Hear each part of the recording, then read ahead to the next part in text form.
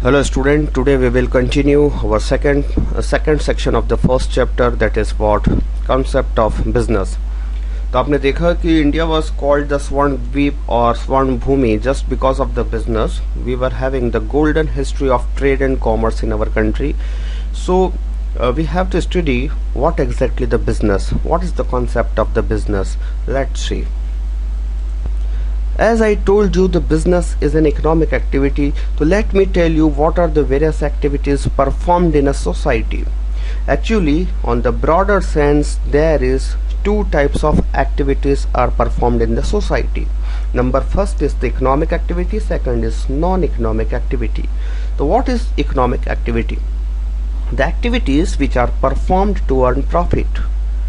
The activities which involve transaction, exchanging of the goods and services for the money. The activities in which we give our services and generates income. These are called the economic activities. Economic activities can be measured in money. अब ध्यान रखिएगा, सिर्फ business ही economic activity नहीं है. मैंने आपको बताया कि if we render our services, if we offer our services and we are generating the money, it is again example of economic activity. Like the doctor is curing the patient, diagnosing the patient and generating the fees, it is again economic activity. He is giving his services against fees. यहाँ पर एक transaction हो रही है. A businessman is selling the goods against price. यहाँ पर एक transaction हो रही है, exchange of the goods and services हो रहा है against money, against price. Worker is working in a factory and generating the wages और द सैलरी, ये भी एक इकोनॉमिक एक्टिविटी है. सो economic activity involve exchange of the goods and services against money, so it can be measured into money. So what about the non economic activities? The activities which are performed out of the love, sentiment and emotions. There is no exchange takes place. If you are helping to somebody, if you are helping a beggar, it means you are giving the money but you are not taking anything. If you are donating the money into the temples, अगर आप कहीं पर भी कुछ दान दे रहे हैं, it means it is one-sided transaction. It is not bilateral transaction. You are giving the money, you are not getting anything else. It is what? Non-economic activities. Sometime you cook the food in your house. It is what? Non-economic activities. But the person who is cooking the food into the restaurant and generating the salary, it is what? Economic activities. If you are dusting your room, आप अपना घर का कमरा साफ कर रहे हैं, तो you are not charging any money from your parents. It is what? Non-economic activities. जब कोई आप देखते हैं कि सोशल वेलफेयर कर रहा होता है, वो फ्री में कोई चीज़ों को बांट रहा होता है, तो ये सोशल वेलफेयर, ये नॉन इकोनॉमिक एक्टिविटी, वो कोई प्रॉफिट कमाने के लिए ये काम नहीं कर रहे हैं. If somebody is running a mess for the various poor peoples, वो गरीब लोगों को खाना खिला रहा है, he is not charging any money, तो ये एक नॉन इकोनॉमिक एक्टिविटीज है which can not be measured in money. Love, sentiments, emotions cannot be measured in money. That's why it is called non-economic activities. Now the further classification of economic activities. हम economic activities को भी तीन भागों में, 3 types में इसको divide कर सकते हैं. Economic activities can be a business, can be a profession or can be employment. So business, purchasing, producing and selling the goods and services against price. अगर आप कोई goods purchase करते हैं, ये बिजनेस है. प्रोड्यूस करते हैं means transformation of raw material into finished goods, production, business है. आप परचेज करने के बाद फिर से रीसेल करते हैं, selling of the goods and services करते हैं, it is called a business. But what is about profession? Profession means offering specialized services by charging the fees. Like a doctor is a professional, और doctor is a professional, lawyer is a professional. They are offering their specialized services. एक worker है, factory में काम कर रहा है, उसकी specialised services नहीं है, वो एक वर्कर है, means he is employ, he is the part of employment. But एक डॉक्टर जो है वो अपनी स्पेशलाइज्ड और एक्सपर्ट सर्विसेज प्रोवाइड कर रहा है, he will be considered as the professional. And a doctor will charge the fees. अब जाते हैं डॉक्टर के पास, यू पे द फीस। मगर वर्कर जब काम करता है ही चार्ज सैलरी, वर्कर को सैलरी दी जाती है, डॉक्टर को फीस मिलती है। सो employment point of view, if somebody is working somewhere, contributing into the production activities, rendering their services also, general services, it will be called as the employment. तो हम तीनों का यहाँ पर कंपैरिजन कर सकते हैं डिफरेंट बेसिस पर। नंबर फर्स्ट बेसिस आता है मोड ऑफ एस्टेब्लिशमेंट, कि हम इसको एस्टेब्लिश कैसे कर सकते हैं। बिजनेसमैन या बिजनेस को एस्टेब्लिश करने के लिए it will require the entrepreneur. The first person who will establish the business will be called as the entrepreneur who takes the risk. वो रिस्क लेता है, वो इन्वेस्टमेंट करता है एक बिजनेस सेटअप करने के लिए, वो फैक्ट्री डाल रहा है या फिर कोई शॉप डाल रहा है। It is what the person who takes the initiate, it is called the entrepreneur. और it is depend on the decision of the entrepreneur what kind of the business he want to start. Like in our country there are the many entrepreneurs are running their own business, Tata group, Birla group, Reliance group, and small businessman also running their shop, their grocery stores. It is what their decision of doing the business. Second आता है profession. आप कोई भी person अपना profession start कर सकता है by having the certificate from the professional body. If a person want to set up its office related to the accounting, तो वो person chartered accountant professional body से सर्टिफाइड होना चाहिए, कंपनी सेक्रेटरी से certified होना चाहिए, डॉक्टर है तो ऑल इंडिया मेडिकल एसोसिएशन से सर्टिफाइड होना चाहिए, लॉयर है तो ये बार कोड से सर्टिफाइड होना चाहिए। सो इस तरीके से उसका सर्टिफिकेट उसके पास होना चाहिए, then they can start to render their professional services. और एक एम्प्लॉय अगर कहीं पर काम करना चाहता है he must have the appointment letter. So it is about the mode of establishment. Second आता है nature of the work. Business के अंदर ट्रेडिंग होता है, मतलब wholesaler retailer, you purchase the goods from somewhere and sell to the customer, it is what trading.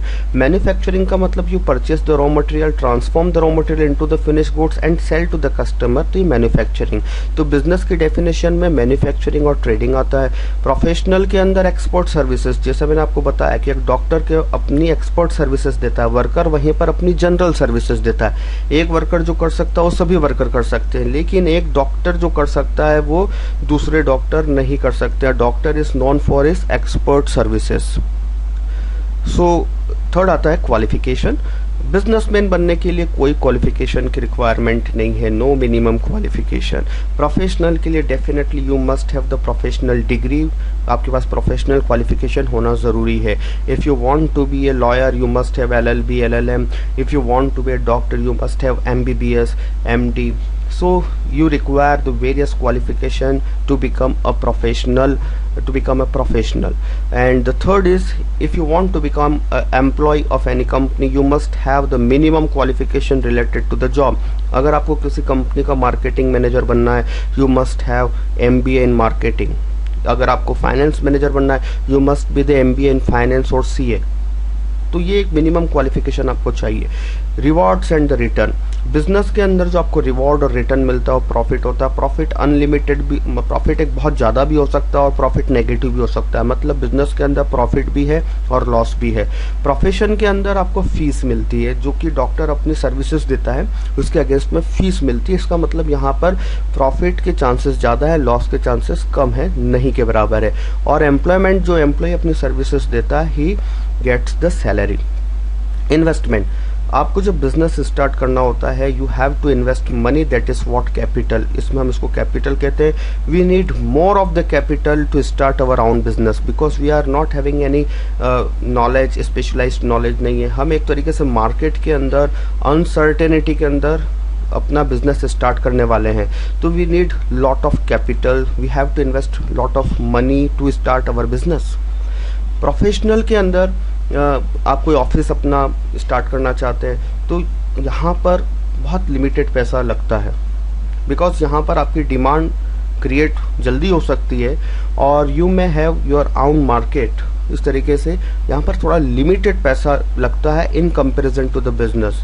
जैसे कि आप कार मैन्युफैक्चरिंग का बिजनेस डाल रहे हैं तो it will require lot of capital, मगर आप वहीं पर एक डॉक्टर एक अपना हॉस्पिटल डालता है शुरुआत में तो definitely it will require in the starting very limited capital. By the limited capital they can start their hospital. और ऑन द अदर हैंड एक एम्प्लॉय को कोई कैपिटल की रिक्वायरमेंट नहीं होती, बस उसको क्वालिफिकेशन की रिक्वायरमेंट होती है जिससे कि वो एम्प्लॉयमेंट गेट कर ले। नेक्स्ट आता है risk. Business is more risky job. Business सबसे ज़्यादा रिस्क है, यहाँ पर प्रॉफिट भी बहुत ज़्यादा कमा सकते हो और लॉस भी उतनी ही पॉसिबिलिटीज़ है लॉस होने की भी। प्रोफेशन में मैंने आपको बताया था कि यहाँ पर लॉस की पॉसिबिलिटीज़ कम होती है, यहाँ पर रिस्क थोड़ा कम है, लिमिटेड रिस्क है, बिकॉज थोड़ा कंट्रोल्ड एनवायरनमेंट में प्रोफेशनल एक्टिविटीज़ होती है। चार्टेड अकाउंटेंट के पास में उसके जो क्लाइंट्स है वो लिमिटेड है। बिजनेस के पास में एक बहुत मार्केट है, कंपटीशन है, change in the taste of customer है, there are the various marketing force affects the business. लेकिन प्रोफेशन में इतना सब कुछ नहीं है। एम्प्लॉयमेंट में देयर इज़ नो रिस्क। अगर आप बड़ी ईमानदारी से काम कर रहे हैं, आप स्किल्ड हैं, क्वालिफाइड हैं और आपका एक्सपीरियंस बढ़ता जा रहा है तो आप बहुत स्ट्रांग होते चले जाएंगे। लास्ट आता है एग्जाम्पल्स। तो बिजनेस के एग्जाम्पल्स में आता है शॉप हो सकता है, फैक्ट्री हो सकता है, प्लांट्स हो सकते हैं, ये एग्जाम्पल है बिजनेस के। CA, chartered accountant, doctors and lawyers are the examples of the professionals, and the workers, managers, directors, these are the examples of employment. So students, we are going towards to study the features of the business, characteristics of the business. The first characteristic it is an economic activity. Definitely the business is economic activity. We have studied that there are three types of the economic activities performed in the economy. Number first business, second profession, third is employment. Business involves exchange of the goods and services for the price, for the money, and business is done to earn the profit. That's why the business is considered as the economic activity. Second आता है production and procurement of the goods. Business involve purchasing of the raw material. Just we want to transform the raw material into the finished goods. That's why the business purchase the goods. Business involves sale of the goods and services. Business involves sale of the goods means we transform the raw material into the finished goods, then after we sell these finished goods to the public just to satisfy their need and want. According to their taste, according to their need, the business manufacture the goods, business make the goods and then available to the public. Business also purchase the goods from somewhere and distribute these goods to the public, like they purchase the goods from the cities and resell into the villages. So it is again, it involves selling of the goods and services just to satisfy the need of the society. Fourth point आता है doing the business on the regular basis. Doing the business on regular basis का मतलब है कि business is not a short term phenomena. ऐसा नहीं कि आपने कुछ समय के लिए गुड्स खरीदा और बेचा, it is all about business. No, business is a never ending process. It should be go on for a long time. Business आपको काफ़ी लंबे समय तक चलाते रहना है। ऐसा नहीं कि once you have done one transaction it stopped. No, it does not allow any kind of the intervals. You have to continue your business, your organisation for a long time. आपको काफ़ी समय तक बिजनेस को regularly, because it is your social responsibility to continue your economic activities,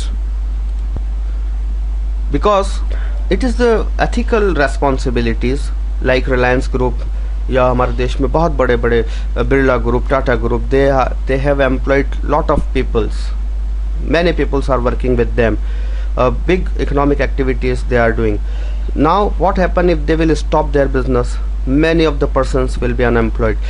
So business should be done on the regular basis, every time, every day. They should be involved in the economic activities, business activities. They keep on trying to run their business for a long time. So the next feature of business is to earn the profit.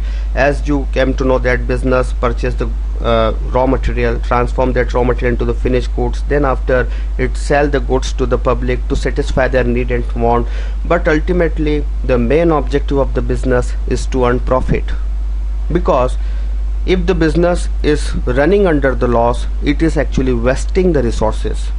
And if the business is selling the goods at free of cost, it will not be considered as the economic activity, it will be considered as the social welfare activity.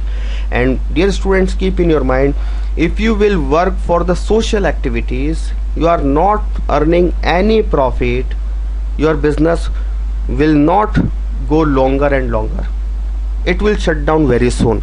So to go on your business, to make your business go on for a long time, it is mandatory for you to earn profit.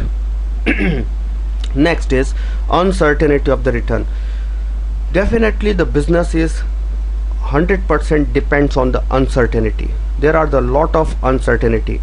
Return cannot be guaranteed. A businessman can predict, can expect that much profit he will earn, but it cannot be guaranteed, because there are lot of uncertainties into the market, like natural calamities, lockouts, strikes by the employees, change in the taste of the customers, increase in the competition into the market, change in the policies of the government, many factors responsible for the changes in the income of the business, return of the business. So the business involve various uncertainties, may due to that our return affected, हमारा return कम भी हो सकता है, बढ़ भी सकता है. Elements of the risk, business involve various risk, कई तरह की रिस्क होती है, like the goods may be damage by the fire, goods may be damage in to the transit, रास्ते में ही गुड्स खराब हो जाए, चोरी हो जाए, रिस्क ऑफ थेफ्ट. तो there are lot of the risk involve in doing the business, and most of the risk can be insurable, but there are again most of the risk cannot be uninsurable, not insurable. So these are the various features of the business. If you are having any doubt, please ask.